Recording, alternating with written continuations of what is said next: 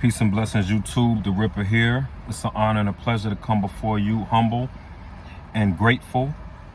I pray and thank God, and I pray that you all have an uplifting, safe commute, whether you're going from work to home or wherever you may be on the earth. I pray that you all are safe and stay uplifted. Today I wanted to go over the topic, which is the Garden of Eden.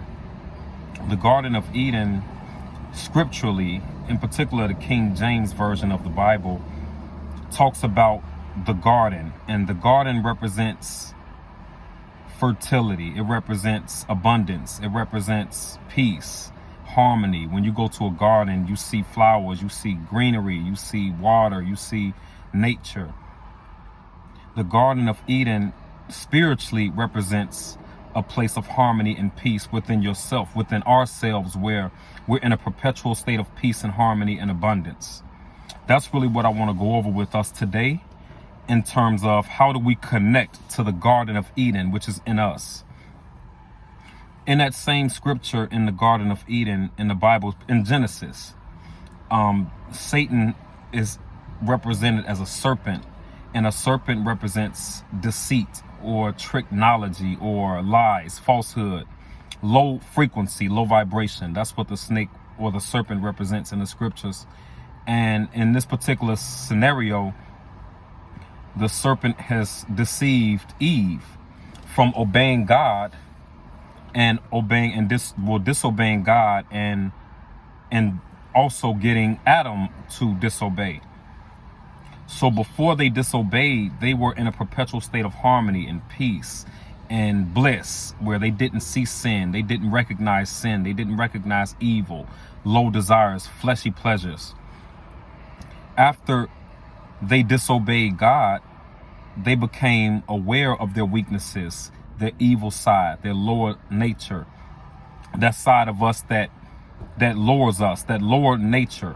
And that side of us that if we obey that side, we will surely die, or we will surely come away from peace and abundance and joy. So when you look at the world today, you see a lot of people depressed, stressed, or with anxiety or grief. It's because they are not in their Garden of Eden within themselves, because we are constantly violating and disobeying God. It really is the norm, especially in America. Those who live in America will understand that the norm of the day, the call of the day, is wickedness, and the deceitful language of capitalism or socialism or all of these isms.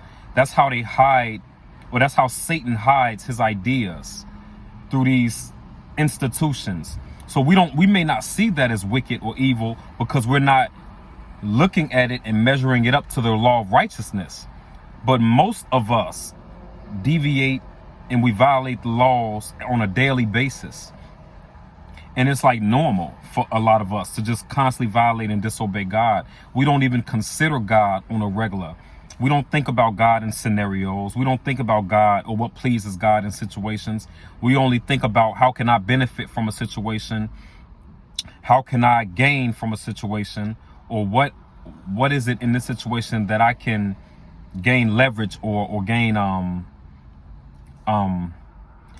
the ability to not just better myself, but leverage the system, or leverage others in a manipulative, wicked way. Leverage is not bad, but when you use manipulation and deceit, it is bad.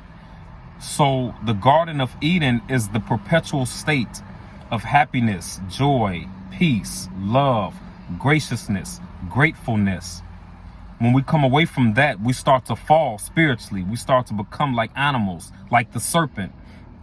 So that's what that story is so significant, because by Adam and Eve obeying the serpent in that garden, they became like the serpent. They tapped into their lower nature, that lower side of ourselves that every human being has, that keeps us confused, that keeps us second guessing ourselves, keeps us insecure, keeps us living in fear.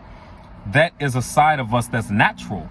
And then the other side that is natural is the higher self, which is when you're divinely connected and in alignment where you have no fear, you have no confusion, you feel at one, you feel in alignment, you feel at peace, you are secure because God gives you that security.